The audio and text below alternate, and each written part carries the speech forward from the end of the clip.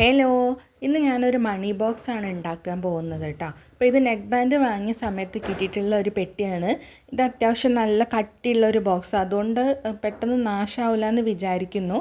അപ്പോൾ ഞാനിത് തുറന്നു പോകാൻ നിൽക്കാൻ വേണ്ടിയിട്ട് ടാപ്പ് വെച്ച് ഒട്ടിച്ചെടുക്കുന്നുണ്ട്. ഇത് തുറക്കുന്ന ഭാഗത്ത് മാഗ്നറ്റൊക്കെ ഉണ്ട് കേട്ടോ. എന്നാലും ശരി, ഞാനിത് നല്ലോണം ടാപ്പ് വെച്ച് ഒട്ടിച്ചെടുക്കുന്നുണ്ട്. അപ്പോൾ ഞാൻ ഉദ്ദേശിക്കുന്ന മണി ബോക്സ് ഏതാണെന്നറിയോ? നമ്മൾ റീൽസിലൊക്കെ കാണുന്നില്ല, ഒരു വുഡിൻ്റെ നമ്മൾ ഇടുന്ന സംഖ്യ അതിലിങ്ങനെ മാർക്ക് ചെയ്ത് കൊടുക്കുന്നത്. അതാണ് ഞാൻ ഉദ്ദേശിക്കുന്നത്. അവസാനം എന്താവും അറിയില്ല.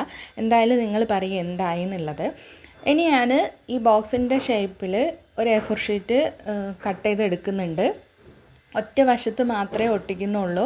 ബാക്കിയുള്ള ഭാഗമൊക്കെ കാണാൻ ഒരു ഭംഗിയുള്ളതുകൊണ്ട് ഞാൻ മുഴുവനായിട്ട് കവർ ചെയ്യുന്നില്ല.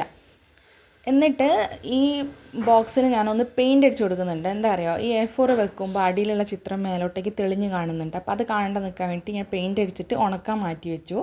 ഇനി ഇതിങ്ങനെ കള്ളി പോലെ വരച്ചിട്ട് ഇതിൽ ഞാൻ സംഖ്യകൾ എഴുതുന്നുണ്ട്. 10, 20, 50, 100, 200, 500 ഇത്രയാണ് എഴുതിയത്. മൊത്തം 500, 200 ഒക്കെ എഴുതിയാൽ ശരിയാവില്ല. നമ്മളെപ്പോഴും അത്ര ഇട്ടോളണമെന്നില്ല. അപ്പോൾ അത് ഞാൻ ഈ ഉണങ്ങിയ ഭാഗത്ത്, പെയിൻ്റ് അടിച്ച് ഉണങ്ങിയ ഭാഗത്ത് ഒട്ടിച്ച് കൊടുത്തിട്ടുണ്ട്. ഇനി ഇതേപോലെ മുകളിൽ ഒരു റൗണ്ട് ഷേപ്പ് മാർക്ക് ചെയ്തിട്ട് ഞാനത് മുറിച്ചെടുക്കുന്നുണ്ട് കേട്ടോ. അപ്പോൾ സാധനം ഇവിടെ റെഡി ആയിട്ടുണ്ട്. ഇതിൽ ഒരു പൈസ ഇട്ടിരുന്നു.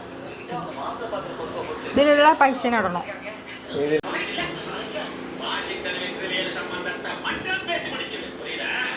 നല്ലോണം ചുരുട്ട്.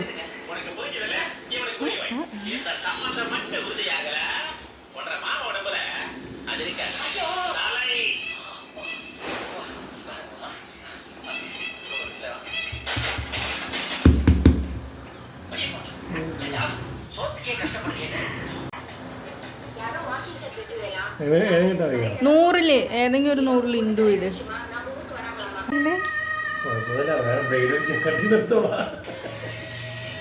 എൻ്റെ വക ഒരു 20 രൂപയും കൂടെ ഇടുന്നുണ്ട്. താഴോട്ട് വീഴാൻ ഒരു ബുദ്ധിമുട്ടുണ്ട്, പക്ഷേ കുത്തനെ പിടിച്ചാൽ ഇങ്ങോട്ടേക്ക് വരില്ല കേട്ടോ.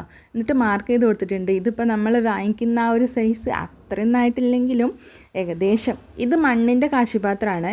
ഇത് ഞാൻ പെയിൻ്റ് അടിച്ചതാണ്. ഇപ്പോൾ ഗോൾഡൻ കളർ ആയതുകൊണ്ട് ഞാൻ ഗോൾഡിന്ന് പേരിട്ട കേട്ടോ. അപ്പോൾ എങ്ങനെയുണ്ട്?